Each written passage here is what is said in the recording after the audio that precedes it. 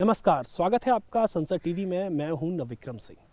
अपने एक खास कार्यक्रम आपके सांसद में आपको मिलवाएंगे ऐसे शख्स से जो पेशे से डॉक्टर भी रहे हैं, मशहूर पत्रकार भी रहे हैं, जिन्होंने कई किताबें भी लिखी हैं और इसके अलावा समाज सेवी भी रहे हैं और आज भारत सरकार में केंद्रीय मंत्री हैं। हमारे साथ आज मौजूद हैं डॉक्टर जितेंद्र सिंह।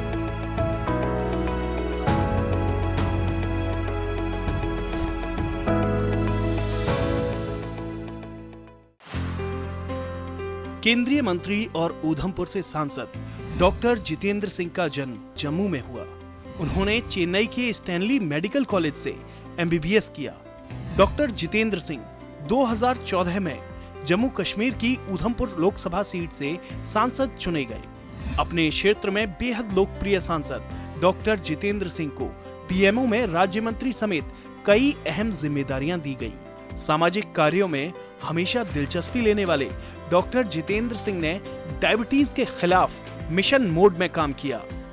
डॉक्टर जितेंद्र सिंह की शादी मंजू सिंह के साथ हुई। डॉक्टर जितेंद्र सिंह के 2 बेटे हैं। बहुमुखी प्रतिभा के धनी डॉक्टर जितेंद्र सिंह ने जहां चिकित्सा जगत के लिए कई किताबें लिखी, वहीं अखबारों में उनके 10,000 से ज्यादा आर्टिकल भी प्रकाशित हुए हैं।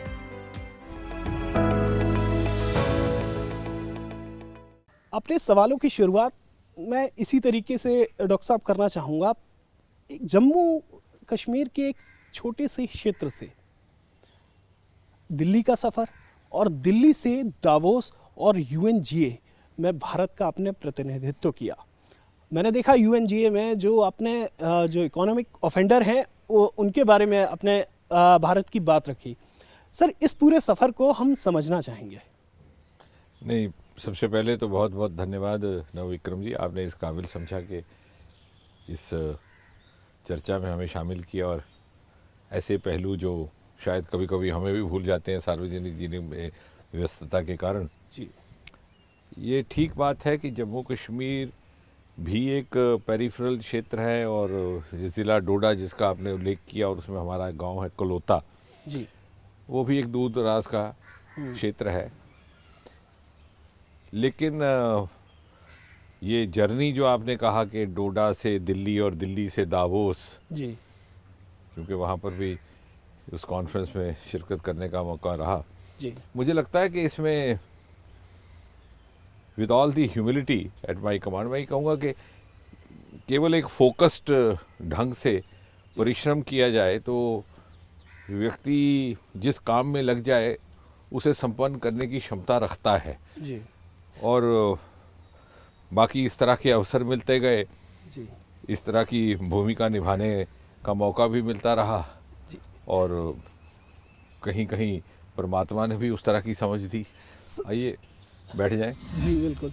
जम्मू के एक जो सुदूर उत्तर में है, वहाँ से आपने चेन्नई में मेडिकल की जो पढ़ाई करने का फ़ैसला किया। सुदूर उत्तर से एकदम दक्षिण में आप चाहते तो कॉलेज आपको उत्तर भारत में भी मिल सकते थे, या फिर क्या वजह रही वहाँ से अपना जो मेडिकल प्रोफेशन आपने शुरू किया? उस ज़माने में हायर सेकेंडरी हुआ करती थी और मैं मेरिट में था, टॉपर था अपने बोर्ड में। जी, ओवरऑल मैं नंबर 3 टॉपर था और मेडिकल में फर्स्ट था जी, और रिकॉर्ड अंक आए थे हमारे। तो स्टैनली मेडिकल कॉलेज जहाँ पर बाद में मेरा एडमिशन हुआ, वो मात्र कुछ एक ऐसे कॉलेजेस में था, दक्षिण भारत में ही थे, जो हायर सेकेंडरी के बाद सीधा सीधा एमबीबीएस का एडमिशन दे दिया करते थे, अर्थात 11वीं कक्षा के बाद।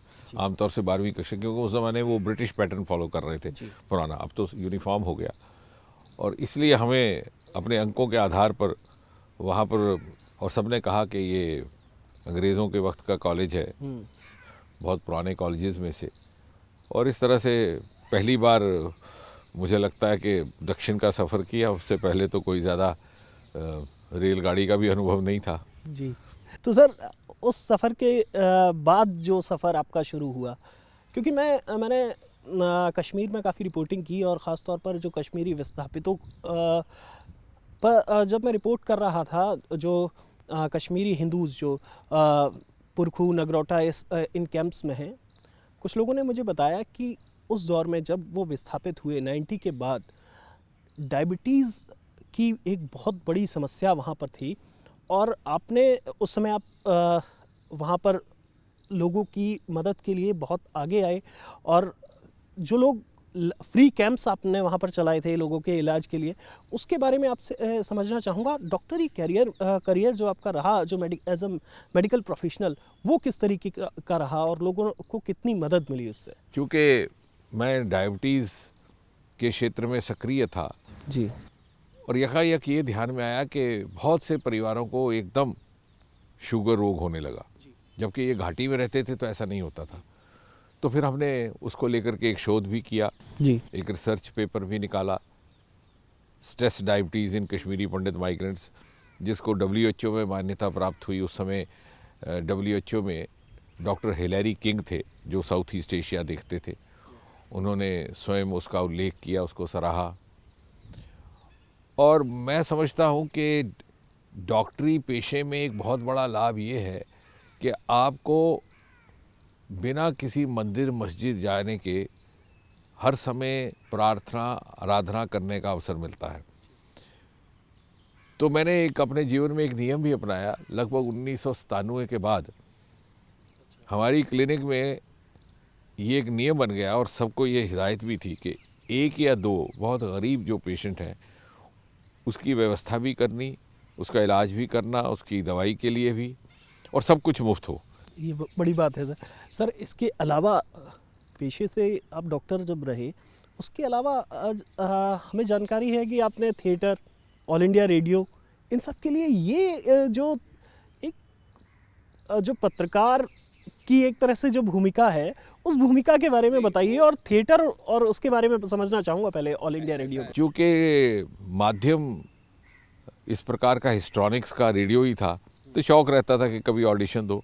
तो मैं भी चला गया इसी तरह कोई साथियों के साथ ऑडिशन करने, और उसके बाद ऑडिशन दे के तुरंत भाग आया, क्योंकि मुझे लगा कि यहाँ बनना कुछ नहीं है।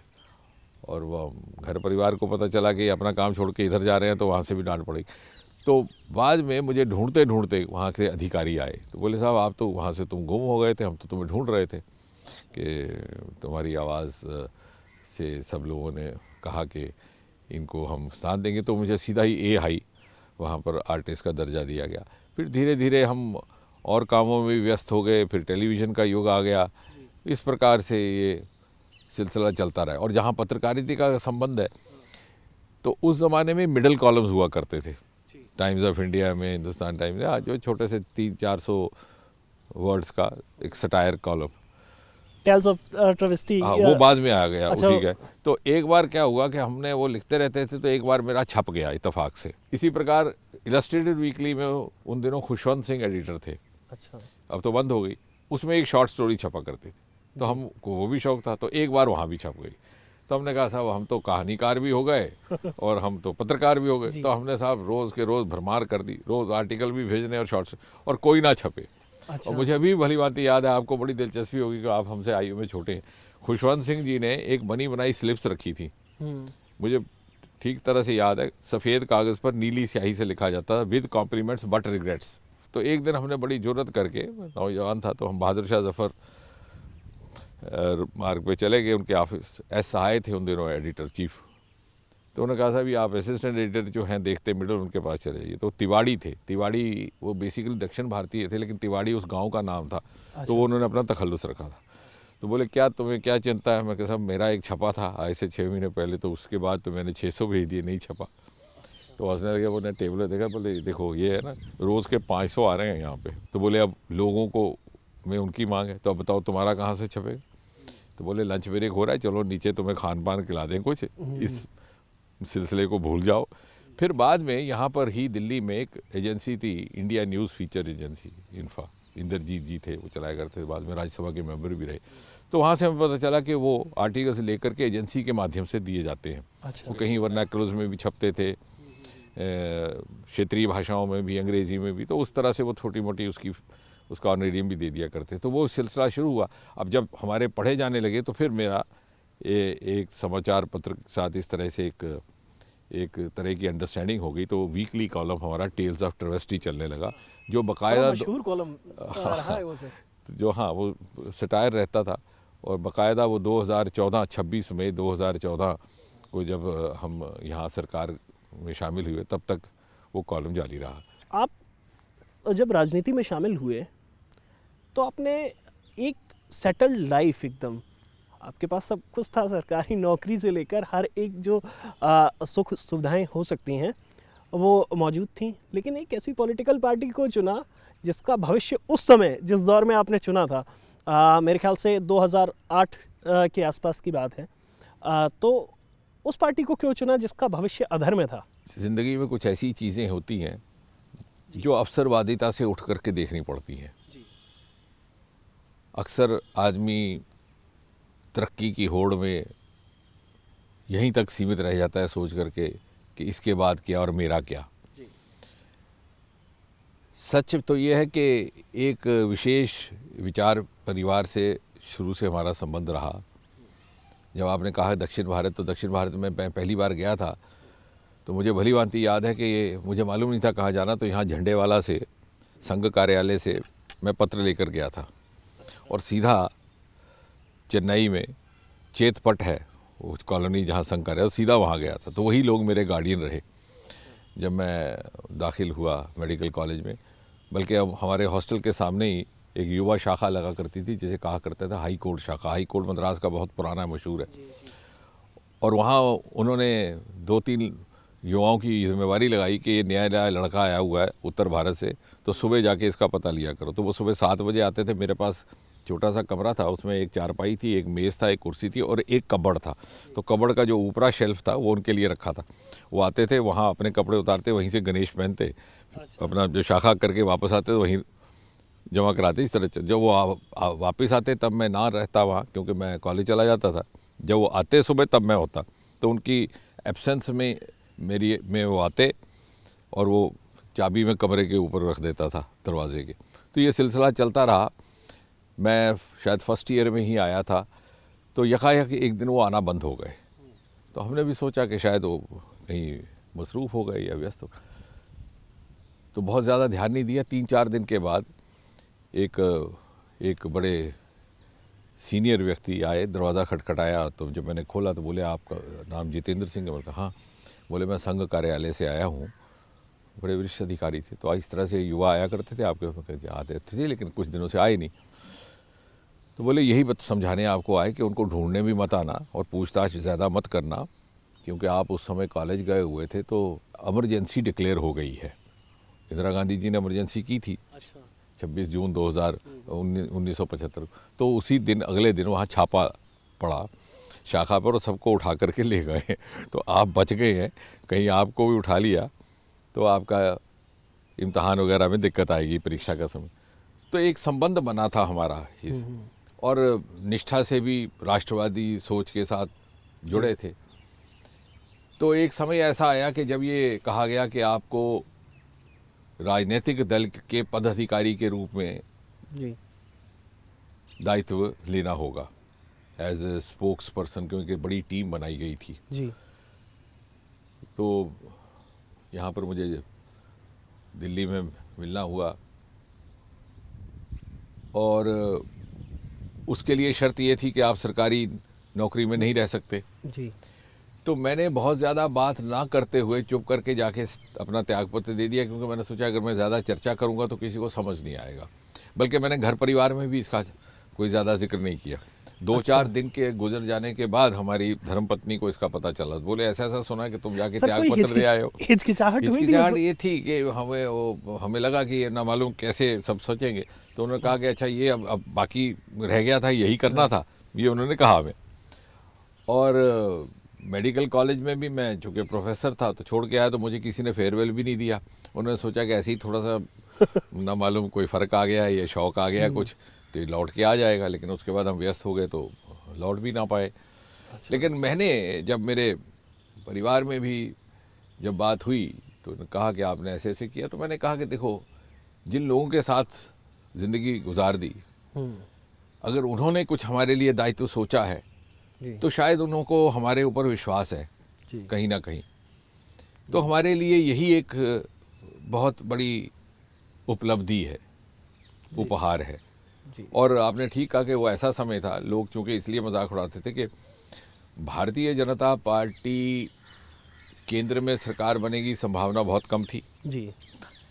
और जम्मू कश्मीर में तो नामो निशान ही नहीं था, उस समय कोई सांसद भी नहीं था उनका। जी। तो कहने का तात्पर्य कि एक मन की निष्ठा को लेकर के एक सफ़र करने का प्रयास किया, इसीलिए मन में अब कोई बोझ नहीं है। जी। जब व्यक्ति नाप तोल करके अपनी ज़िंदगी का प्लानिंग करता है, मैं ये करूँगा तो मुझे ये हासिल होगा, वो करूँगा तो ये नहीं होगा, ऐसा करेंगे तो वो, आज आपको इंटरव्यू दिया तो क्या फ़ायदा, नहीं दिया तो क्या, तो बहुत ज़्यादा अपने ऊपर स्ट्रेस पड़ जाता है। जी। हमने वो किया जो जिसमें मन को तसल्ली थी और मन को विश्वास था कि हाँ, ये करने में हमारा जीवन जो है वो सार्थक रहेगा। सर, वही समझना चाहूँगा, पत्रकारिता के क्षेत्र में जिनसे आपने कभी अवार्ड लिया था, गुलाम नबी आज़ाद साहब, तो राजनीति में आने के बाद 2014 में उन्हीं को हराकर संसद तक पहुंचना बतौर सांसद, वो कैसा अनुभव था? हाँ, वो एक बड़ा हसीन इत्तेफाक है। ये तो आज़ाद साहब आज भी हमारे बड़े मेहरबान हैं और बड़े वेलविशर हैं, यहाँ पर भी आते हैं और बड़े वरिष्ठ व्यक्ति हैं। अक्रॉस दी पार्टी लाइन्स हमारे सबके साथ संबंध भी हैं। वो पार्टी का एक निर्णय था जी। क्योंकि इस सीट से पहले 2 बार पार्टी हार चुकी थी, और इसलिए निर्णय लिया गया कि हमारी उम्मीदवारी पर दांव लगाया जाए। जी।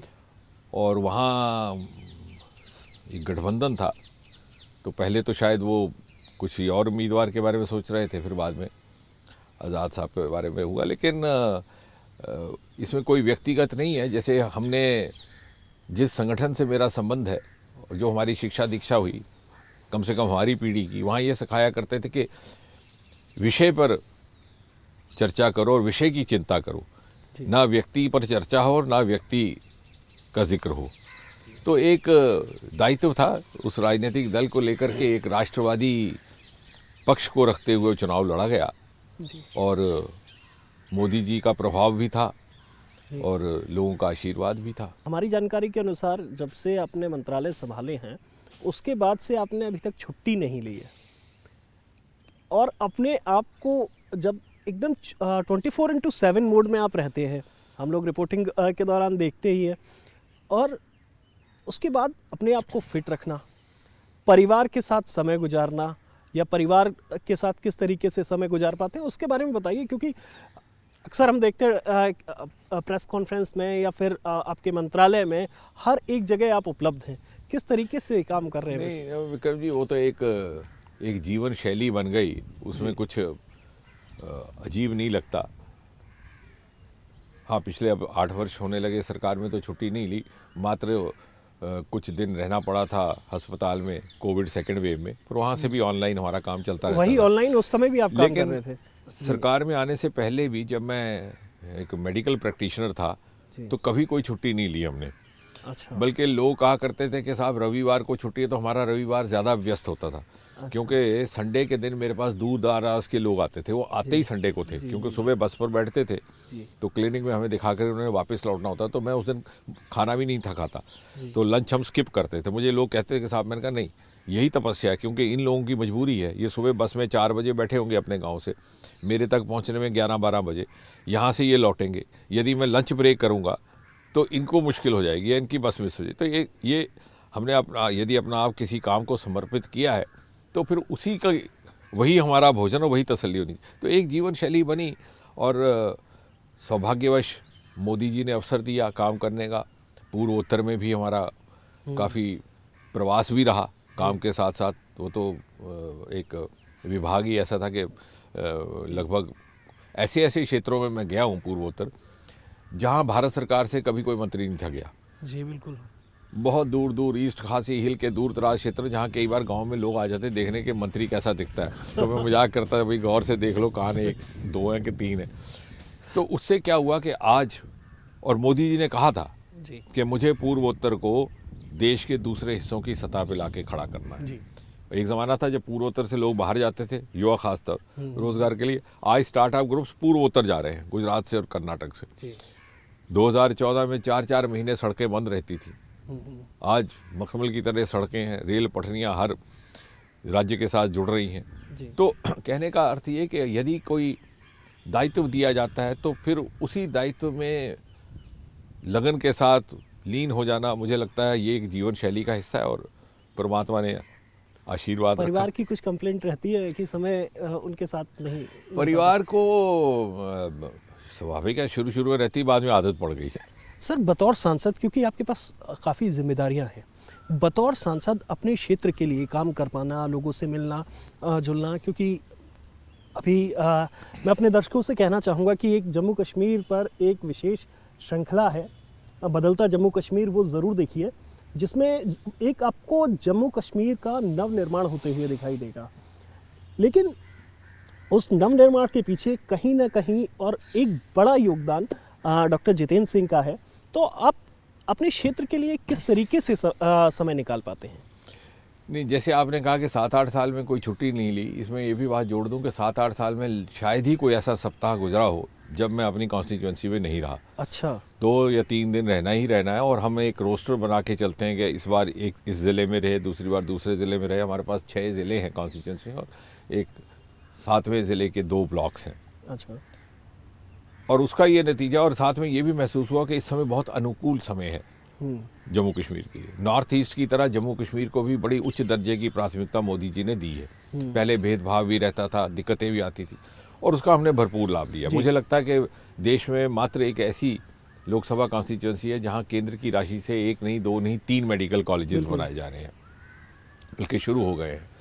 बहुत से ऐसे प्रोजेक्ट्स रुके हुए थे 40-40 वर्षों से, शाहपुर कंडी जैसा प्रोजेक्ट, जिससे कारण सारा हमारे हिस्से का रावी नदी का पानी पाकिस्तान जाता था। मोदी जी के आगे ये बात रखी, उनके व्यक्तिगत हस्तक्षेप से वो प्रोजेक्ट शुरू हो चुका है। उत्तर भारत की पहली बायोटेक पार्क, लगभग 200 पुल, नेशनल हाईवेज़, उसमें हमारे अल्टरनेट हाईवेज़ हैं। अब नाम गिनाने लगेंगे तो सारा दिन लग जाएगा। बिल्कुल सर, एक और बात आपसे समझना चाहूँगा, आपके लोकसभा क्षेत्र से ही जुड़ा हुआ मामला। चूँकि मैं सांबा की सांबा हो, उधमपुर, इन कई इलाकों में गया, तो वहाँ टूरिज़्म को लेकर ख़ास तौर पर काफ़ी संभावनाएं हैं।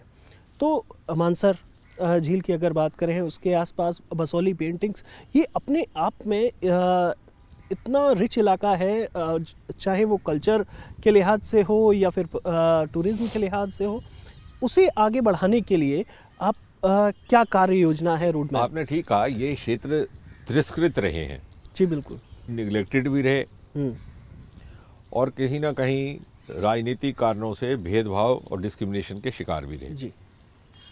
मानसर में अभी पिछले ही वर्ष 200 करोड़ रुपया केंद्र से केंद्र के सहयोग से हमें उसकी मान्यता प्राप्त हुई है। वहाँ एक state of the art destination बनेगा, वहाँ वाइल्ड लाइफ सेंचुरी भी होगी, क्योंकि बहुमुखी क्षेत्र है वो स्पॉट। वहाँ पर विंटर स्पोर्ट्स भी रहेंगी, वहाँ पर कुछ रिलीजियस कार्यों के लिए भी स्थान बनाए जाएंगे जी, क्योंकि वो आस्था का भी स्थान है। इसी प्रकार मानतलाई भी है, वो भी हमारे ही क्षेत्र में। मानतलाई धीरेन्द्र ब्रह्मचारी जी ने उसकी शुरुआत की थी, जो उस समय की सरकार के साथ बहुत करीब थे, इंदिरा गांधी जी की सरकार। एक हवाई जहाज़ की दुर्घटना में उनका स्वर्गवास हुआ, उसके बाद उसको किसी ने उस तरफ मुड़ के नहीं देखा। जी। हमने आज उसको फिर से शुरू किया है, वो देखने लायक है। वहाँ वेलनेस सेंटर बनाया और बाकायदा हेलीपैड भी बना दिया कि दूर पार से जो लोग आना चाहें। जी। इसी तरह से अनेक पर्यटन के भी स्थानों का विकास हो रहा है और दूर दराज तक जहाँ कभी सड़क नहीं पहुँची थी, PMGSY के तहत सड़कें पहुँचाने का, कि ये एक ऐसे गाँव जहाँ आज तक डाकखाना नहीं था, वहाँ डाकखाना बनाने का। केंद्रीय विद्यालय और डिग्री कॉलेजेस की तो एक तरह से हमने पिछले 5-7 साल में जहाँ जहाँ से भी मांग आ रही है उसकी पूर्ति करने का प्रयास किया जा रहा है। तो मुझे लग रहा है कि एक हमें अवसर मिला है जब केंद्र से हमें भरपूर सहयोग प्राप्त हो रहा है और उस सहयोग का भरपूर लाभ लेने का प्रयास हो रहा है। सर एक और बात, देविका नदी हमारे उधमपुर में आस्था की नदी है, जी। गंगा मैया की बड़ी बहन मानते हैं उसको। नमामि गंगा की तर्ज पर उसके सुंदरीकरण का प्रोजेक्ट उत्तर भारत में अपने किस्म का पहला। आपको करीब 7 भाषाओं का ज्ञान है, हिंदी, अंग्रेजी, डोगरी तो आपकी खैर मातृभाषा है।